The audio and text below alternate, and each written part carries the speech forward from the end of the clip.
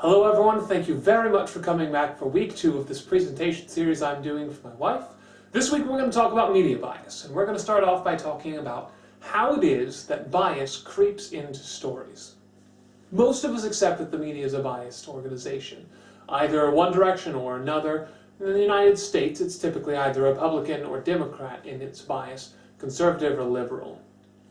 Now we expect that, and we expect them to twist stories in particular ways based on their bias, but most of us are not very good at realizing the very subtle nuances that can get into things like bias. So that's what we're going to talk about today, because we usually only recognize the most blatantly obvious bias. This week we're going to talk about something called framing. Now framing is an idea that talks about how people create a particular kind of image around a fact, around a truthful thing that occurred. Second thing we're going to talk about is how it is that you can see through a frame. Some ideas, some little questions you can ask to help you think beyond the picture you're being presented to try and find something closer to the truth. Now frames come in 3 types. They can come through word choice, they can come through issue selection, what it is you talk about, and finally they can come through the way that you connect a fact to an idea. We're going to address these one at a time to help you recognize them, and at the end we'll do some ways you can counteract them. First thing we're going to talk about is word choice. People have no idea how large the impact is of the words that you choose when you present someone with something. In 1981, Tversky and Kahneman, a couple of researchers, did an experiment. They took a large group of people and began to describe to them a new medical procedure. At the end of the procedure, they told them one of 2 statements and then asked them whether or not they agreed with this possible treatment. They told them 600 total people would be affected by it this year. Now at the end of their description, the descriptions were the same for both groups. They said either there's a 33% chance of saving everyone and a 66% chance that no one will be saved, or there's a 33% chance that no one will die, and a 66% chance that everyone will die. Now factually, those 2 statements are identical. The first one focuses on the word saving, and the second one on the phrase will not die, which equate to the same thing. So in the first one they said 33% chance that everyone will be saved. In the second they said 33% chance that no one will die. We would hope that because they represent the same facts, there would be an equal chance of choosing either statement, but that's not the case. 72% of participants agreed with the medical procedure when it ended with the first statement, the one with saving, but only 23% agreed with it when it ended with the second statement about people not dying. That simple change in word had almost a 50% difference between how well accepted it was. So this just shows you the power of word choice. And we're going to talk later about some ways to try and think around a word choice and how it might be affecting your decision. The second thing we're going to talk about today is issue selection. This is also called the agenda setting function of the media, and this is something I studied as an undergrad. I remember the very first case study we were given about this.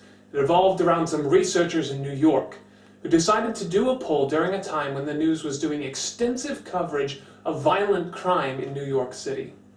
There had been a particularly grisly murder, and after that the media really jumped on the murder bandwagon. I know that sounds horrible, but that's what was going on. Hundreds of stories about murders in the New York area began showing up in newspapers because it had grabbed popular attention. So during this time, 2 researchers got together and began asking people how important they thought violent crime was as an issue in New York City. And a huge percentage said, yes, it's a very big issue. This is a problem that needs to be dealt with. Now later that year there was an election, a local election, and the media moved its attention away from murders and towards the election. So the researchers went back later in the year and asked the exact same question in the same area and got a totally different answer. A very small percentage said, yes, violent crime is a big issue that needs to be dealt with. Now, the facts, the amount of violent crime in New York City did not change. The amount of murders in the city had not changed. What had changed was how often the news talked about it. When the news talks about something more, we believe it's more important. When the news talks about something less, we believe that it's less important. And this is how the media can set a country's agenda, agenda meaning what it thinks is and is not important. A prime example of that recently was the fact that the media did no coverage of the pro-life march in Washington, D.C. that occurred a few months ago. 600,000 people marched in Washington, D.C. to support an issue, and it got no media time. And because it got no media time, people didn't think that it was an important thing to talk about or think about. The third and final thing we're going to talk about today is when an idea is connected to a fact in a way that there's not a direct connection, not a logical connection, but one has been made to help us think things through. So this is very, very common, and I'm going to use an example that is very close to our hearts because I want you to feel the impact that this has. September 11th, 2001, there was an event that occurred, a factual event. 3 planes were run into 3 American buildings. Horrible tragedy. That night, the president got on the television and told us, because we were confused, the American people didn't know what to make of this. Because we were confused, the president got on and told us how it is we could think about this event. And the way he described it was a war on terror. He described it as a terrorist attack, that the people who had done it would be held responsible, that the United States would go to war to fight against terrorism. Now there are 2 things connected in our minds. The running of these planes into buildings, this particular fact, and a war on terrorism. And they're so intimately connected, it's almost impossible to think of one without the other. But they aren't the same thing. I want you to imagine, just use your imagination for a minute, take yourself back and imagine that that evening you had been sitting in front of your television, and instead of hearing what you did, you heard the president come on and say, "Ladies and gentlemen, today 3 airplanes were crashed into 3 buildings on American soil. It is a horrible tragedy, and the people responsible will be held accountable for their actions. They do not represent anything larger than themselves. This is a fanatical group, and we will deal with the group, but at the end of the day, we can be friends with the countries that they came from. We can be friends with the ideology that it came from. We have to work harder to promote peace in these parts of the world, promote understanding so that this will not occur again. This is not a disease, this is the symptom of decades of misunderstanding." Alright, so that might be a little far-fetched, but I want you to feel inside how that hurts. Because we have such a strong connection with terrorism, the war on terror, and the bombings that occurred on September 11th. Simply put, there doesn't have to be that connection. The president could have spun that, connected it to an idea in any number of ways. He could have connected it, as I said, to some fanatical individuals. He could have connected it to a long-standing misunderstanding between 2 cultures. He could have connected it to religion. He could have said, this is not a war on terror, this is a war on Islam. He could have said any number of things, and that would have affected the way we thought about it from there forward, because the ideas and the facts had become connected. Now this can be so very powerful. Alright, so we've talked about 3 main points for the day.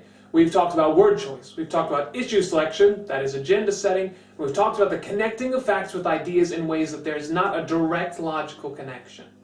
Now I'm going to talk about some ways you can see through these things. And this is very, very simple. It essentially comes down to ask questions, ask questions, ask questions.